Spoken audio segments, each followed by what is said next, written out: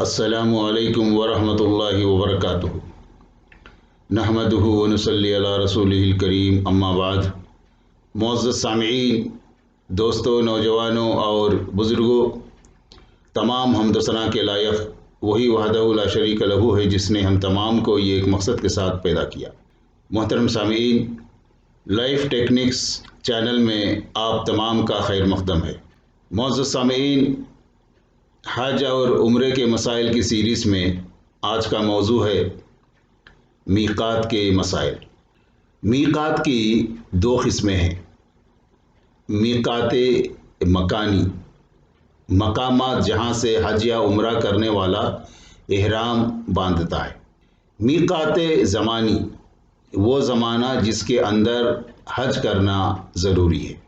میقات مکانی، باہر سے آنے والے حاجیوں کے لیے، اہل مدینہ یا اس راستے سے آنے والوں کے لیے ذوالحلیفہ، نیا نام بیر علی میقات ہے۔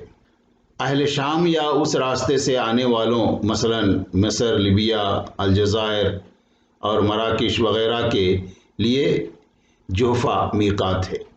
اہل نجد یا اس راستے سے آنے والوں مثلا بحرین، دمام اور ریاض وغیرہ کے لیے قرن المنازل، نیا نام سیل الکبیر میقات ہے۔ اہل یمن یا اس راستے سے آنے والوں مثلا پاکستان، ہندوستان، بنگلہ دیش وغیرہ کے لیے یلملم، نیا نام سعدیہ ہے میقات ہے۔ اہل عراق یا اس راستے سے آنے والوں کے لیے ذات عرق میقات ہے۔ محترم سامعین،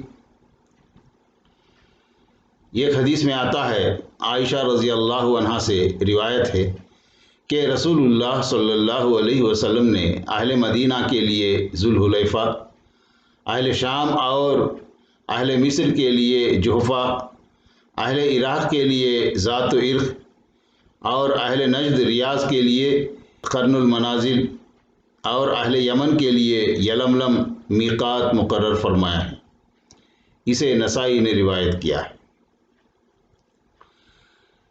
یعنی حج پروازوں میں میقات پر پہنچنے سے قبل میقات کا اعلان کیا جاتا ہے تاکہ جو لوگ احرام باندھنا چاہیں وہ احرام باندھ لیں۔ عام پروازوں میں اگر جہاز کے عملے کو پہلے سے کہہ دیا جائے تو میقات پہنچنے سے قبل میقات کی اطلاع فراہم کر دی جاتی ہے۔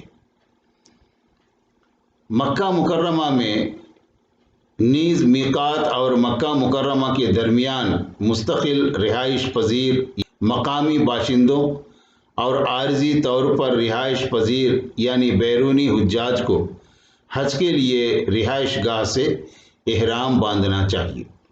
یعنی یہ حدیث میں آتا ہے، عبداللہ بن عباس رضی اللہ عنہما سے روایت ہے کہ نبی کریم صلی اللہ علیہ وسلم نے اہل مدینہ کے لیے ذوالحلیفہ، اہل شام کے لیے جحفہ، اہل نجد کے لیے قرن المنازل، اہل یمن کے لیے یلملم میقات مقرر فرمائے ہیں۔ یہ میقات ان ملکوں میں مقیم لوگوں کے لیے بھی ہیں جو ان لوگوں کے لیے بھی جو حج اور عمرے کے ارادے سے ان اطراف سے آئیں۔ جو لوگ میقات کے اندر رہتے ہوں وہ اپنی رہائش گاہ سے ہی احرام باندھیں، حتیٰ کہ اہل مکہ مکرمہ سے ہی احرام باندھیں۔ اسے مسلم نے روایت کیا ہے۔ مکہ مکرمہ اور میقات کے درمیان رہائش پذیر لوگوں میں اہل حرم یعنی حدود حرم کے اندر رہائش پذیر لوگ اور اہل حل یعنی حدود حرم سے باہر اور میقات کے اندر رہائش پذیر لوگ دونوں شامل ہیں۔ ملازمت کی غرض سے آئے ہوئے میقات کے اندر مقیم غیر ملکی حضرات کا شمار بھی مستقل رہائش پذیر یعنی مقامی باشندوں میں ہوگا۔ اور ایک بات ہے کہ جدہ اور مکہ مکرمہ کے درمیان کوئی میقات نہیں ہے، لہٰذا حج یا عمرے کے لیے آنے والے بیرونی حضرات کا جدہ پہنچ کر احرام باندھنا جائز نہیں۔ قطر، کویت، دمام اور ریاض وغیرہ سے بذریعہ کار آنے والے حضرات کو قرن المنازل یا سیل الکبیر طائف اور مکہ کے درمیان میقات پہنچ کر احرام باندھنا چاہیے۔ براستہ ہوائی جہاز جدہ پہنچ کر مکہ مکرمہ آنے والے حضرات کو اپنے شہر یا ملک سے احرام باندھنا چاہیے، البتہ احرام کی نیت اور تلبیہ میقات پر پہنچ کر کہنا چاہیے۔ جدہ کے مقامی لوگوں کو حج اور عمرہ کے لیے جدہ سے ہی احرام باندھنا چاہیے۔ سعودی عرب کے کسی شہر یا غیر ممالک سے کاروبار یا ڈیوٹی کی نیت سے جدہ آنے والے حضرات اپنے کاروبار یا ڈیوٹی سے فارغ ہونے کے بعد عمرہ یا حج کا ارادہ کریں تو وہ جدہ سے ہی احرام باندھیں۔ حدود حرم میں عارضی طور پر مقیم یعنی بیرونی حضرات کو بوقت ضرورت عمرے کا احرام حدود حرم سے باہر یعنی ہل میں کسی مقام مثلا تنعیم یا جیرانہ جا کر باندھنا چاہیے۔ عبد الرحمن بن ابی بکر رضی اللہ عنہ سے روایت ہے کہ نبی کریم صلی اللہ علیہ وسلم نے انہیں حکم دیا عائشہ رضی اللہ عنہا کو اپنے ساتھ سواری پر بٹھا کر لے جائیں اور تنعیم سے احرام باندھ کر ان کو عمرہ کرائیں۔ اسے بخاری نے روایت کیا ہے۔ اور ایک حدیث میں آتا ہے ابو ہریرہ رضی اللہ عنہ اللہ تعالیٰ کے ارشاد مبارک براۃ من اللہ ورسولہ، اللہ اور اس کے رسول کی طرف سے اعلان برات ہے، سورہ توبہ آیت نمبر 1 کی تفسیر کرتے ہوئے روایت کرتے ہیں کہ جب نبی کریم صلی اللہ علیہ وسلم جنگ حنین سے واپس تشریف لائے تو جیرانہ سے احرام باندھ کر عمرہ ادا کیا۔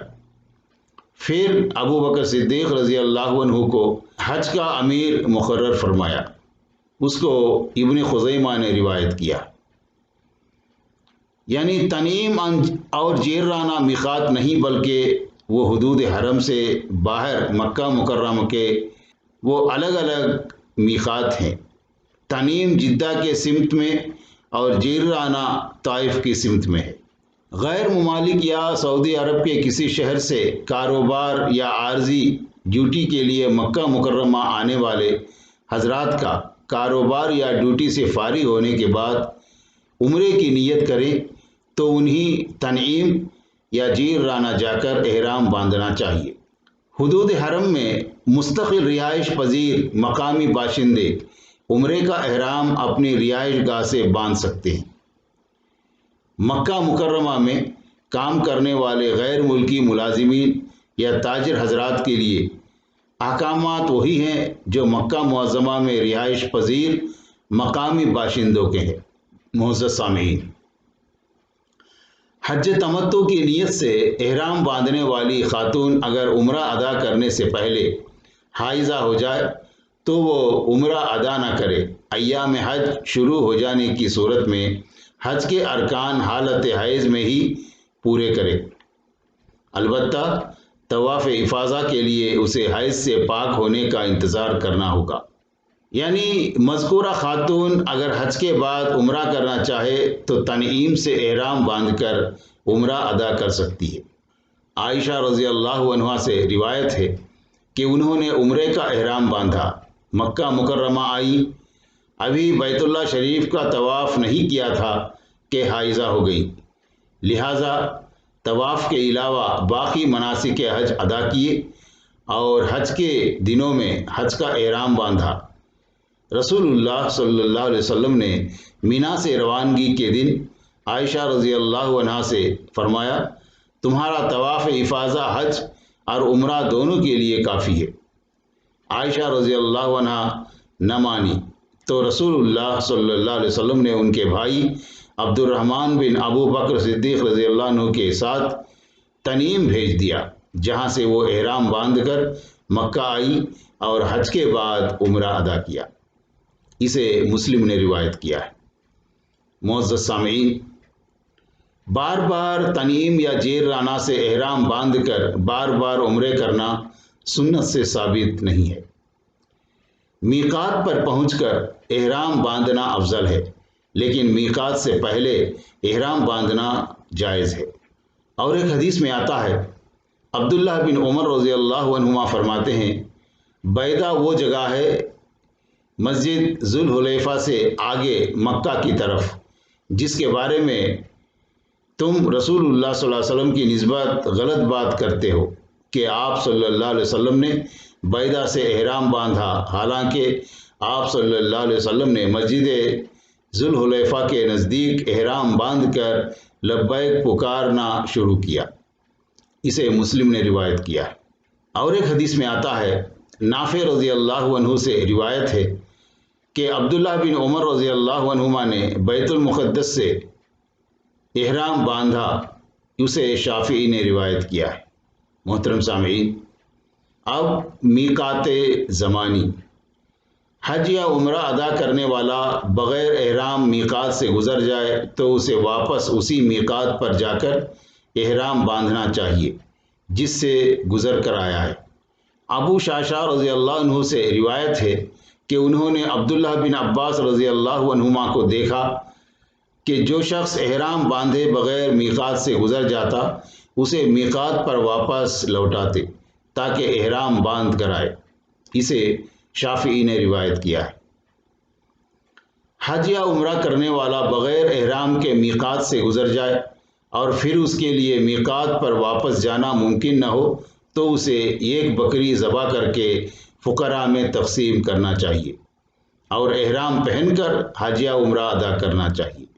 حج یا عمرہ کی نیت نہ ہو تو احرام باندھے بغیر میقات سے گزرنا اور مکہ مکرمہ میں داخل ہونا جائز ہے۔ ایک حدیث میں آتا ہے، جابر بن عبداللہ رضی اللہ عنہ سے روایت ہے کہ رسول اللہ صلی اللہ علیہ وسلم مکے میں داخل ہوئے اور حدیث کے ایک راوی کہتے ہیں کہ رسول اللہ صلی اللہ علیہ وسلم فتح مکے کے روز مکہ میں داخل ہوئے تو آپ صلی اللہ علیہ وسلم کے سر پر سیاہ پگڑی تھی اور آپ صلی اللہ علیہ وسلم بغیر احرام کے تھے۔ اسے مسلم نے روایت کیا ہے۔ عمرے کا احرام سال کے کسی بھی مہینے میں باندھا جا سکتا ہے۔ حج کے مہینوں یا حج کے دنوں میں عمرے کا احرام باندھنے سے حج فرض نہیں ہوتا۔ معزز سامعین، علی بن ابی طالب رضی اللہ عنہ فرماتے ہیں کہ عمرہ ہر مہینے میں ادا کیا جا سکتا ہے۔ اسے شافعی نے روایت کیا ہے۔ حج کا احرام حج کے مہینوں میں ہی باندھنا چاہیے۔ حج کے مہینے یہ ہیں شوال، ذوالقعدہ اور ذوالحجہ۔ ابن جریح رحمہ اللہ کہتے ہیں، میں نے نافع رضی اللہ عنہ سے دریافت کیا، تم نے عبداللہ بن عمر رضی اللہ عنہما کو حج کے مہینوں کا نام لیتے ہوئے سنا ہے؟ نافع رضی اللہ عنہ نے کہا، ہاں، عبداللہ رضی اللہ عنہ شوال، ذوالقعدہ اور ذوالحجہ کو حج کے مہینے شمار کرتے تھے۔ میں نے نافع رضی اللہ عنہ سے کہا، اگر انسان ان حج کے مہینوں سے پہلے احرام باندھ لے تو پھر؟ تو نافع رضی اللہ عنہ نے کہا، میں نے اس بارے میں ان سے کچھ نہیں سنا کہ ایسا کرنا بھی جائز ہے۔ اسے شافعی نے روایت کیا ہے۔ معزز سامعین، اور ایک حدیث میں آتا ہے، عبداللہ بن عباس رضی اللہ عنہ فرماتے ہیں، سنت یہ ہے کہ آدمی حج کا احرام حج کے مہینوں میں ہی باندھے۔ اسے بخاری نے روایت کیا ہے۔ معزز سامعین، اللہ تعالیٰ سے دعا ہے کہ اللہ تعالیٰ ہم تمام کو حج عمرہ کرنے کی توفیق عطا فرمائے اور تمام مسلمانوں کو دینی تعلیم حاصل کرنے کی توفیق عطا فرمائے۔